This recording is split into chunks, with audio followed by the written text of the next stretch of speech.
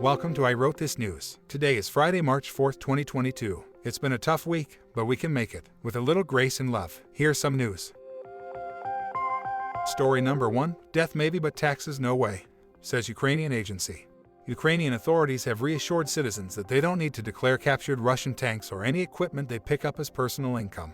The Ukrainian National Agency on Corruption Prevention assured citizens worried about paying extra taxes during the Russian invasion, saying, quote, "Have you captured a Russian tank or armored personnel carrier and are worried about how to declare it? Keep calm and continue to defend the motherland. There is no need to declare the captured Russian tanks and other equipment."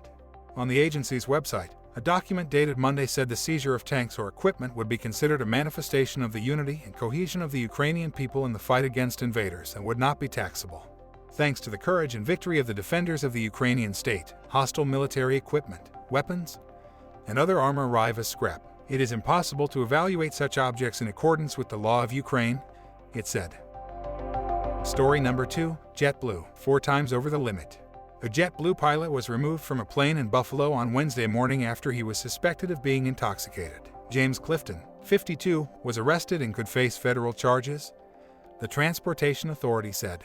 Clifton was passing through airport security at the Buffalo airport when a TSA agent noticed he, quote, "may have been impaired," a statement said. The agent contacted airport police, who removed him from the cockpit of the Fort Lauderdale-bound flight. He then blew 0.17 on a breathalyzer test, authorities said, which is more than twice the driving legal limit. Pilots are considered not fit to fly if their blood alcohol level is over 0.04, according to a brochure from the Federal Aviation Administration. It's one thing for flight attendants to have to deal with unruly, drunk passengers. It's another for the pilots to get in on the act. Good morning, ladies and germs. This is Captain Clifton speaking. Welcome on board. I don't know about y'all, but today I'll be cruising at an altitude that's, well, higher than a kite. Grab and cue, prepare for liftoff. March 4th is the 63rd day of the year in the Gregorian calendar. 302 days remain until the end of the year. Today is World Obesity Day. Now it's time for On This Date in History. On this date in 1681, Charles II grants a land charter to William Penn for the area that will later become Pennsylvania. 1789, the first Congress of the United States meets in New York City, putting the United States Constitution into effect. 1791, Vermont is admitted to the United States as the 14th state. 1794, the 11th Amendment to the U.S.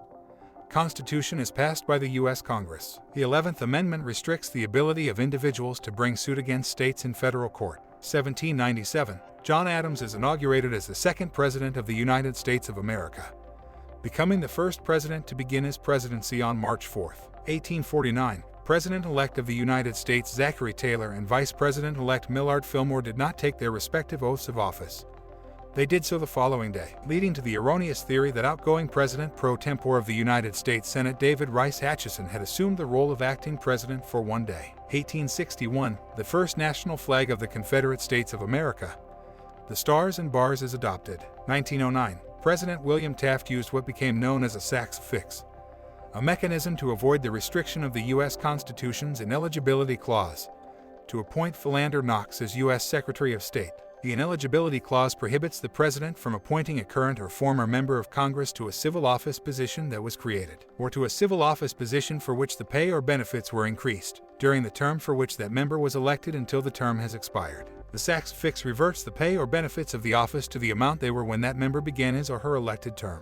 1917, Jeanette Rankin of Montana becomes the first female member of the United States House of Representatives. 1933, Frances Perkins becomes United States Secretary of Labor, the first female member of the United States Cabinet. 1985, the Food and Drug Administration approves a blood test for HIV infection, used since then for screening all blood donations in the United States. Celebrating birthdays today are tennis star Sandra Reynolds, footballer Don Perkins, musician Gloria Gaither, journalist Lynn Sher, screenwriter David Franzoni, drummer Emilio Estefan, comedian Catherine O'Hara, actress Patricia Heaton, singer-songwriter Susanna Chaffel, and politician Phil Batt. He turns 95 today. Happy birthday to all of them, and if your birthday is today, a very happy birthday to you as well. By the way, if you or someone you know is having a birthday and would like us to announce it on the show, leave us a voice message or send an email. The links are in the show notes. Today's news was brought to us by Yahoo News, CBS News, and the website that will happily be your designated driver, Wikipedia. If you have a comment or a question about anything you've heard today, or if you have a suggestion, please send us a note at IWTN all one word, at thatradioshow.com. That email address one more time is, I wrote this news, all one word, at thatradioshow.com. One more thing, if this podcast sounds a little funny, that's because it's also an experiment. All of the vocals were generated using AI technology. Hopefully the show will sound different and better as the tech improves and as we improve at using it.